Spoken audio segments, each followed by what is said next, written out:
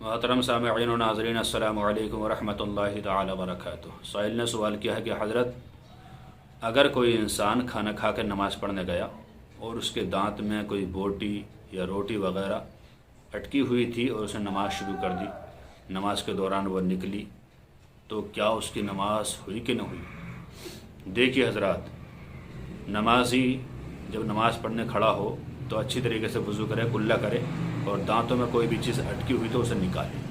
اس لیے کہ اگر ہمارے دانت میں روٹی یا بوٹی کا ٹکڑا یا اور کوئی چیز کھانے کی اٹکی ہوئی تھی، اگر وہ چنے سے کم ہے تب تو نماز مکروہ ہوگی، اور اگر چنے کے برابر ہے تو نماز فاسد ہو جائے گی، نماز ٹوٹ جائے گی۔ لہٰذا ہمیں چاہیے کہ احتیاط رکھیں اور اچھی طریقے سے کلہ کرنے کے بعد نماز پڑھنے جایا کریں۔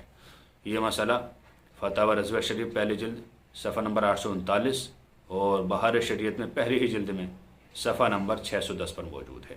اللہ تعالی سے دعا ہے کہ اللہ تعالی ہمیں خوب نماز پنجگانہ با جماعت ادا کرتے رہنے کی توفیق عطا فرمائے۔ السلام علیکم ورحمۃ اللہ تعالی وبرکاتہ، واللہ تعالی